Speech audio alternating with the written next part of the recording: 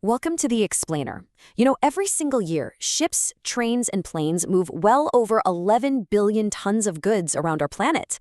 It's just a staggering volume of commerce. But today, we're looking at something that is fundamentally rewriting the rules of this massive global economy, all for the sake of sustainability. We're talking about a totally unprecedented shift in how the world trades across borders, and it's all centered around a revolutionary policy mechanism called CBAM. Okay, let's dive into this. Just think about the sheer scale of global trade for a second. We're talking thousands of massive cargo ships crossing oceans and these endless, incredibly complex supply chains. Picture a smartphone, right? The raw minerals might be mined in Africa, the microchips manufactured in Asia, assembled in Europe, and ultimately sold in America. Historically, this massive economic engine has been a primary driver of global carbon emissions. But what if we could flip that script? Can global trade actually fight climate change? Can we transform this colossal system from a primary source of emissions into a powerful, undeniable tool for environmental protection? Well, that's exactly the question policymakers and economists are finally trying to answer today, and I gotta say, the solution they've engineered is pretty fascinating. Section 1. The Global Carbon Loophole, or the hidden cost of free trade.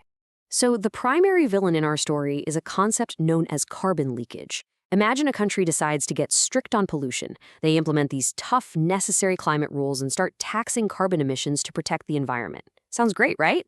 But what happens next? Well, some companies, to avoid those new environmental costs, simply pack up their factories and move their production to countries with weaker or literally non-existent climate rules. They still produce the exact same amount of carbon, maybe even more actually because they're operating in a less regulated environment, but it happens outside the strict country's borders. The emissions just leak to another part of the world. It's a massive, super frustrating loophole.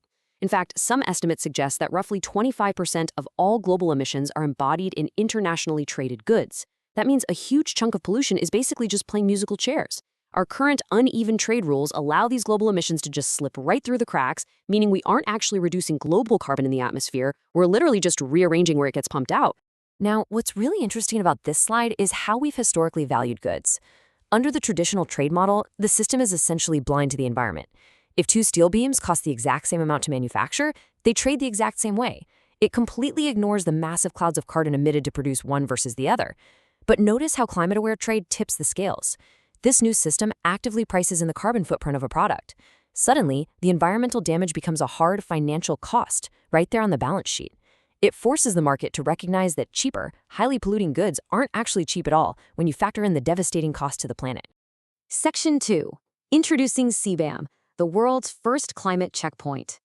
And that brings us to the hero of our narrative, the groundbreaking solution explicitly designed to plug that massive carbon loophole once and for all. CBAM.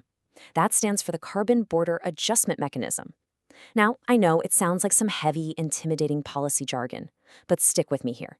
It's actually a brilliantly simple and highly effective concept when you break it down into its core purpose. It's the mechanism that ensures climate rules aren't just, polite local suggestions, but undeniable global economic realities. Think of CBAM as a literal climate toll booth at the border of a country or trading bloc. It's not a polite suggestion box where you drop in a promise to do better. It is a strict toll booth for carbon emissions. When a product arrives at the border of a region enforcing CBAM, it has to pass through this exact checkpoint. If the product was manufactured in a place where they don't charge companies for carbon pollution, well, this toll booth steps in and says, wait a minute, you have to pay that environmental cost right here, right now, before you can enter our market. Section 3. How the system works. The mechanics of CBAM. So, how does this actually play out? Here is exactly how a product gets taxed at the border in 3 highly logical steps. Step 1, calculate the imported emissions. Authorities look at the specific imported product and meticulously determine exactly how much carbon was released into the atmosphere to manufacture it.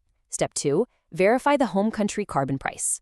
Did the manufacturer already pay a carbon tax in their own country? If they did, great, that gets credited to their account. But if they didn't, or if they paid a much lower rate than what's required domestically, we move to step 3. Apply a border tax for the exact difference. Imagine a ton of steel from a highly polluting overseas factory arriving at the port. Step 1 calculates the emitted 2 tons of carbon dioxide to make it. Step 2 sees they paid 0 environmental tax at home, so step 3 hits them with the full border tax before that steel ever comes off the ship. So the crucial point is that this levels the playing field completely.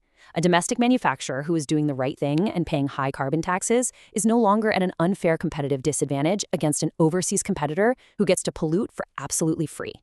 The border tax perfectly equalizes that carbon cost right at the point of entry. And this brilliantly illustrates the rollout. CBAM doesn't apply to every single consumer product right away from day one.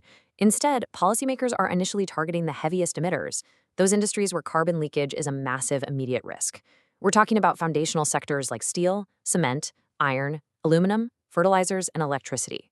Why these specific industries? Because they are the absolute heavyweights of global pollution.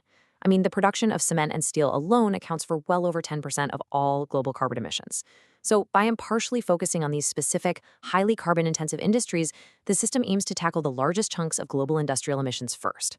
It creates a controlled, measurable rollout of this new trade paradigm before eventually expanding to more complex manufactured goods down the line. Section 4, a climate-aware future, global ripple effects. Let's move to and see how this builds into the genesis of a completely new era in global economics. Because the world's largest consumer markets are starting to demand strict carbon accountability, exporting nations all over the globe are suddenly highly incentivized to clean up their own industries. If they don't, they lose access to these massive, lucrative markets because their goods will simply be too heavily taxed at the border. And this climate-aware shift will ultimately trickle down to the everyday products you and I consume. Think about the price of building a new house or buying a new car, the steel framework in your vehicle, the cement foundation in your home. The hidden environmental cost of these raw materials is finally being brought out into the open and accurately factored into the global economy. It is fundamentally changing how everyday products are priced and sourced. Which leaves us with a truly fascinating question to ponder as we wrap up. As this system expands and takes hold globally, will carbon pricing effectively become the new global currency? Think about it. If every product's value is deeply tied to its carbon footprint, then reducing emissions isn't just a noble environmental goal anymore, it becomes the ultimate economic advantage for any business anywhere in the world. The rules of global trade are being fundamentally rewritten right before our eyes, shifting from a race to the bottom for the cheapest production to a race to the top for the cleanest innovation. Thanks for joining me for this explainer. I hope this helped clear up how the system works.